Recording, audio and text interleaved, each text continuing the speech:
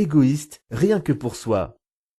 Des rituels, tels que manger du pain grillé au petit déjeuner, une séance de cinéma tous les mardis soirs, une virée entre amis, se réjouir d'entendre la clé tourner dans la serrure quand l'être aimé rentre à la maison. Ces rituels donnent une sacralité certaine au quotidien. Ils lui apportent une dimension plus importante. Chapitre 5. L'argent ne devrait pas dicter notre conduite, mais nous aider à mieux gérer notre vie. L'argent est un autre élément important évoqué dans ce livre. L'argent qui apparaît plus souvent comme un maître que comme un moyen normal et non péjoratif d'atteindre nos objectifs. L'argent touche directement et indirectement tous les aspects de notre vie. Par conséquent, l'importance qu'on lui donne est faussée.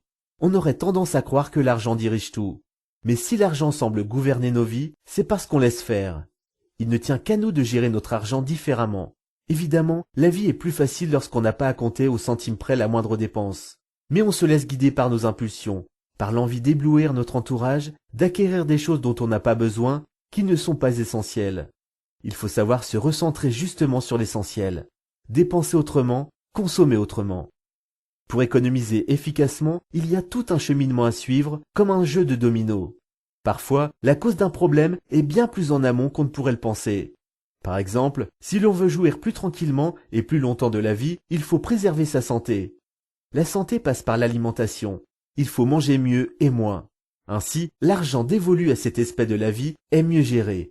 On prend soin de son corps, de son esprit aussi, puisque la nourriture est source de réconfort et de bien-être et fait partie intégrante des plaisirs de la vie. L'argent non dépensé dans ce secteur pourra l'être ailleurs, pour des vacances par exemple. Chapitre 6. Mieux contrôler son alimentation pour mieux jouir de son corps. La nourriture est aussi un point essentiel quant à la philosophie de l'auteur sur la simplicité. Bien nourrir son corps, c'est également bien nourrir son esprit.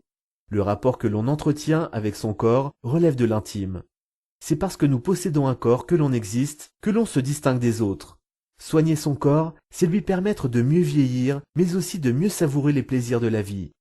Il faut savoir renouer avec les plaisirs de la cuisine, que ce soit pour la faire ou pour la déguster. Il faut savourer ce que l'on mange pour renouer avec ce besoin basique. L'auteur préconise également de réaliser quelques jeûnes de temps à autre pour plusieurs raisons, comme perdre du poids, mais surtout pour mieux ressentir son corps et tester son esprit, se reposer, laver son organisme ou encore mieux se contrôler. Mais le jeûne sert surtout de tremplin pour amener une autre idée clé sur la nourriture vue à travers le prisme de la simplicité. Il faut réapprendre ce qu'est la faim. Beaucoup d'entre nous suivent un rythme préétabli, si ce n'est imposé par la société, comme si ce schéma était une norme qu'il fallait suivre à tout prix. Petit déjeuner, déjeuner et dîner à heure fixe. Manger en dehors de ces plages horaires définies et validées presque comme une loi est particulièrement mal vu et les personnes qui le font culpabilisent d'autant plus de grignoter. Réapprendre à manger, c'est écouter son corps. Repérer les signes de l'appétit et ne pas se ruer sur la nourriture. Mais c'est surtout manger quand on a faim. Ne pas nécessairement attendre les heures réglementaires préalablement admises comme normales dans l'inconscient collectif. Manger si on a faim, prendre son temps pour mieux savourer son repas et s'arrêter dès les premiers signes de satiété. L'obésité est l'un des fléaux de la société moderne qui fabrique des repas tout prêts que l'on ne prend pas le temps d'apprécier car ils ne sont pas conçus dans ce but. L'anxiété d'être toujours efficace et le manque de temps pour les pauses déjeuner notamment sont parmi les symptômes de cette malnutrition. En ce qui concerne l'alimentation, l'auteur nous donne une liste de conseils simples à suivre afin d'avoir une alimentation plus saine. L'auteur aime les listes et il faut lui reconnaître l'attrait de ce genre de pratique. Ainsi, selon l'auteur, suivre une liste aide à mieux se concentrer, surtout quand la liste est facile à suivre. Voici quelques-uns des exemples qu'elle prodigue. Faire attention au sel, au sucre et aux graisses, cuire ses aliments à la vapeur de préférence, limiter les desserts, manger des aliments à température ambiante et non directement à leur sortie du réfrigérateur. Finalement, rien de révolutionnaire, mais rien d'impossible non plus. La nourriture apparaît également comme un moyen d'atteindre davantage de confiance en soi. Comment ? Prendre soin de son corps, garder la ligne et la santé nous aide logiquement à prendre confiance en soi. Plus on se sent bien dans son corps, mieux on se sent de manière générale. Si on aime son corps, il nous le rend. Nous sommes parfaitement capables d'être minces ou musclés comme on le souhaite. L'idée que l'on se fait de nous-mêmes influe énormément sur le corps et par extension sur notre alimentation et notre poids. Nous créons notre corps, nous le déformons selon notre alimentation, notre mode de vie. Nous nous cachons derrière de fausses excuses pour justifier des déviances alimentaires. Mais il faut se rappeler que nous sommes maîtres de nous-mêmes. Il ne tient qu'à nous de devenir ce que nous voulons vraiment. Chapitre 7. Adopter une nouvelle écologie intérieure pour être plus détendu. Après avoir pris soin de son intérieur, de ses biens matériels et de son corps, on peut enfin prendre soin de son esprit. La société moderne, par le biais des médias, de la télévision, du cinéma, nous pollue l'esprit avec un trop-plein d'images et d'informations qui génèrent bien souvent du stress, voire de l'angoisse. La connaissance, l'art, la recherche du bien-être, l'apaisement, l'amitié et l'amour sont des moyens qui font refluer la peur provoquée par notre communauté. Le sport est également un bon anti-stress. Se dépenser physiquement, en plus de favoriser la gestion de notre poids, permet de s'aérer l'esprit. Un esprit apaisé permet une meilleure gestion de tout, il favorise la concentration sur l'essentiel. Apprendre à gérer ses états d'âme est le meilleur moyen d'accéder à plus de sérénité. Nous sommes notre propre ennemi tout autant que nous sommes notre propre meilleur ami. Nos limites sont en fait façonnées par nos propres croyances. Si nous voulons nous améliorer, alors nous devons le faire parce que personne ne pourra le faire pour nous. Les choses que nous craignons le plus ne se déroulent jamais tout à fait telles que nous les imaginons. Nous avons peur de la peur elle-même. Nous sommes plus forts que ce que l'on pense. Il faut savoir stimuler correctement son esprit afin de véhiculer un flux d'énergie positive. De la même façon que lorsque nous nous coupons, notre corps fabrique de nouvelles cellules qui nous guérissent. Nous devons employer notre esprit à développer des bonnes énergies lorsqu'on se laisse envahir par le stress. Cela passe par des actions finalement toutes simples comme sortir, marcher, prendre un bain, changer de tenue, faire la cuisine, écouter de la musique. Réussir à voir au-delà des problèmes aide à les transcender. Se concentrer sur un problème, c'est l'entretenir, c'est rester bloqué et ne pas avancer. C'est rester dans une certaine négativité qui nous blesse. Nous devons parvenir à laisser le passé là où il est et d'intégrer l'idée que tout n'a pas nécessairement besoin d'être expliqué dans le moindre détail. Les bons souvenirs sont à privilégier. Ne pas se concentrer sur la personne que nous étions hier, ni la personne que nous serons demain, ni sur la personne que l'on devrait être ou que l'on voudrait être. Le présent est la seule certitude dont nous disposons. L'attachement au passé est un lien qu'il faut apprendre à rompre, bien souvent c'est ce qui nous empêche d'avancer. L'évolution, le changement sont des choses qui font peur parce qu'elles représentent l'inconnu, quelque chose que nous ne connaissons pas encore. C'est aussi pour cela que nous sommes tant attachés au passé, parce qu'on le connaît déjà. Nous sommes des êtres pleins de contradictions. Un exemple simple, on voudrait être mince, mais on voudrait aussi manger tout ce que nous voulons, y compris du chocolat, une part de gâteau ou tout autre aliment gras. C'est la raison pour laquelle il est nécessaire de s'imposer une discipline mentale, adopter des principes et s'y tenir. Se faire plaisir, oui, mais pas à outrance. Il faut savoir doser. La méditation permet également d'atteindre un flux d'énergie positive. La méditation est même un catalyseur parce qu'elle permet de mieux jouir des petits plaisirs de la vie, comme marcher sur une plage, écouter de la musique, être au chaud sous la couette quand il pleut dehors. Chapitre 8. Faire le vide implique de trier également son carnet d'adresses. Les autres, avec qui nous devons vivre, peuvent autant être source de joie et d'énergie positive que source de préoccupation et d'ennui.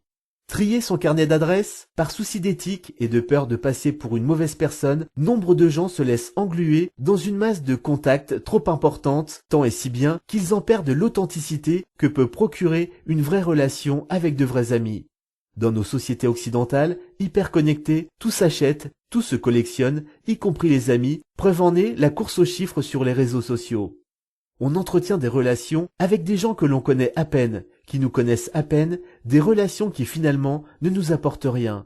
Ce n'est pas une mauvaise chose que de rompre le lien avec des relations stériles. Les véritables amitiés sont rares.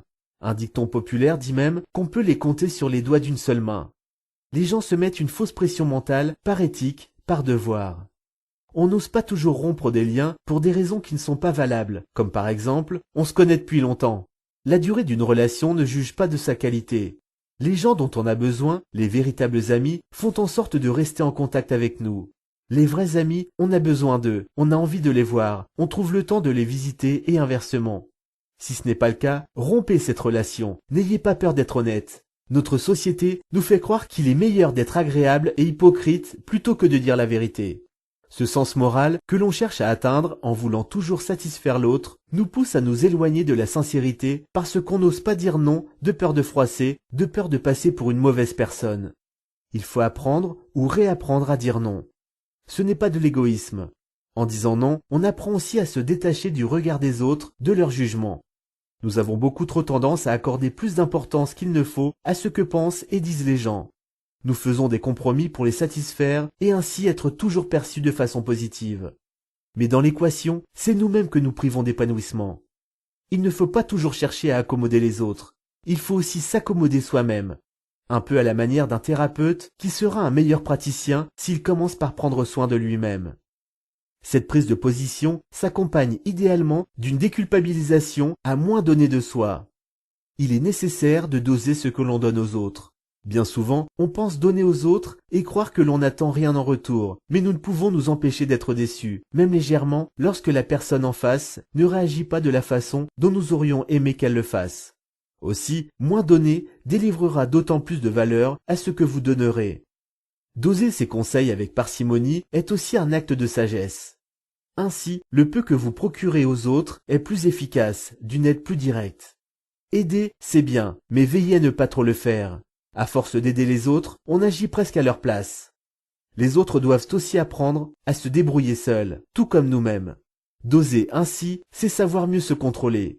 C'est parvenir à mieux écouter les autres et à mieux s'écouter soi. Savoir écouter, c'est aussi adopter physiquement une attitude solennelle tout entière tournée vers l'autre. Savoir écouter permet également, par extension, de savoir surveiller ses propos. L'homme est un être de parole, façonné par le vocabulaire. Nous avons tendance à sous-estimer le pouvoir des mots. Les mots provoquent parfois des traumatismes bien plus importants que ne pourrait le faire un traumatisme corporel. Aussi, contrôler ses propos, outre le fait de traiter l'autre avec respect, c'est aussi se traiter soi-même avec respect. L'impact d'une telle attitude autorise l'autre à vous traiter avec plus de justice et de respect. Notre rapport aux autres est étroitement lié au rapport que l'on entretient avec nous-mêmes. Ceci étant dit, n'accordez pas aux autres plus de place que nécessaire. Ne dépendez pas des autres pour être heureux. Vous, et uniquement vous, êtes responsable de votre vie, de vos actes, de vos paroles. Ne laissez pas votre bonheur, votre bien-être, dépendre des autres. Personne ne peut être heureux à votre place. Moins on en attend des gens, moins on est déçu. Il faut apprécier sa propre compagnie et ne pas attendre des autres qu'ils nous apprécient. S'aimer soi-même n'est pas égoïste, c'est une nécessité. Ne pas essayer de changer les autres parce que c'est une perte de temps et une source de frustration. Adopter une attitude qui donne envie aux autres d'agir comme vous. Ne pas tenter par tous les moyens de changer les autres. Il faut savoir s'apprécier soi-même, mais ne pas se croire supérieur, tout comme il n'est pas bon non plus de se croire inférieur. Comme pour tout finalement, trouver le bon équilibre entre le trop et le pas assez fait toute la différence. Conclusion. L'objectif de cet art de la simplicité est de trouver le bonheur, non pas dans les possessions matérielles éphémères, mais bien de le trouver nulle part ailleurs qu'en vous-même. Voyager, rire, savoir apprécier les petites choses, tout ceci participe à notre bonheur et nous aide à trouver en nous les ressources nécessaires à notre épanouissement. Accepter ce que nous donne la vie et surtout apprécier la vie parce que l'essentiel est de vivre pleinement et vivre simplement. Ce qu'il faut retenir de la lecture de ce résumé.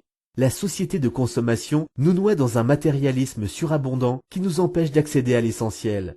Le minimalisme est le rappel que l'homme a besoin de peu pour vivre. L'endroit où l'on vit est une prolongation de nous-mêmes. Une meilleure gestion de son temps amène à une meilleure appréciation de ce que l'on vit. L'argent ne devrait pas dicter notre conduite, mais nous aider à mieux gérer notre vie. Mieux contrôler son alimentation pour mieux jouir de son corps. Adopter une nouvelle écologie intérieure pour être plus détendu. Faire le vide implique de trier également son carnet d'adresses. Vous avez écouté le résumé « L'art de la simplicité », un livre de Dominique Leroux. Merci, L'art de la simplicité par Dominique Leroux. En lisant ce résumé, vous découvrirez comment il est possible de vivre plus simplement en procédant par étapes et accéder à la spiritualité. Vous découvrirez aussi que le dépouillement matériel n'est qu'une condition pour accéder au dépouillement spirituel. Vous apprendrez que tout est une question d'équilibre entre le trop et le pas assez et que faire le vide permet de se rapprocher du vrai sens de la vie. Enfin, vous comprendrez que tout n'a pas nécessairement besoin d'être expliqué. Tout le monde peut atteindre, dans sa vie, un niveau de dépouillement qui le mènera vers plus de simplicité et par conséquent vers plus de sens. À travers son livre, Dominique Leroux a voulu témoigner de sa propre recherche du mode de vie le plus idéal possible. Pour elle, tout a commencé par son ouverture au monde. Elle a vécu dans plusieurs pays différents avant de s'installer au Japon, pays de la culture zen par excellence. Sa philosophie est plutôt claire. La simplicité dans tous les aspects possibles de la vie, même ceux qui nous paraissent les moins évidents. Une simplicité vue comme un synonyme d'enrichissement, contrairement à ce qu'on pourrait penser. Une philosophie qui n'est pas si simple à appliquer dans une société qui ne jure presque que par un consumérisme poussé et dans laquelle il est parfois compliqué de combattre l'inertie mentale qu'elle nous impose. Chapitre 1. La société de consommation nous noie dans un matérialisme surabondant qui nous empêche d'accéder à l'essentiel. L'humanité n'a jamais été aussi avancée. Nous possédons tout, nous possédons trop. Nous vivons dans une société où posséder est un signe extérieur de richesse. On nous fait croire qu'il faut posséder des choses, objets, maisons, voitures, jusqu'aux gens qu'il faut consommer pour exister, pour se démarquer des autres, pour être unique, pour montrer qu'on a réussi, pour vivre tout simplement. Certains se sentent même rassurés à l'idée de posséder des choses, à l'idée de consommer. La réalisation de soi passe par le matérialisme à outrance. Tout s'achète ou se vend. Pas uniquement les objets, mais aussi les connaissances, les compétences, les gens. Dans ce désir d'acquérir toujours plus, on accumule jusqu'à l'overdose. On accumule et on s'attache aux choses, même cassées, même inutiles, même démodées. Qui n'a jamais pensé « on ne va pas le jeter, on ne sait jamais, ça peut servir ». On devient esclave des objets qui nous entourent car on leur donne une valeur beaucoup plus importante qu'on ne le devrait. On perd de vue ce qui nous est réellement utile et ce qui ne l'est pas. On garde tout, au cas où, comme une sorte de gloire du passé, comme si les objets nous aidaient à nous définir et nous rappeler qui nous sommes. Surtout dans une société où consommer, et qui plus est, consommer de plus en plus, apparaît comme la norme. Les médias nous font croire que vivre plus simplement en régulant notre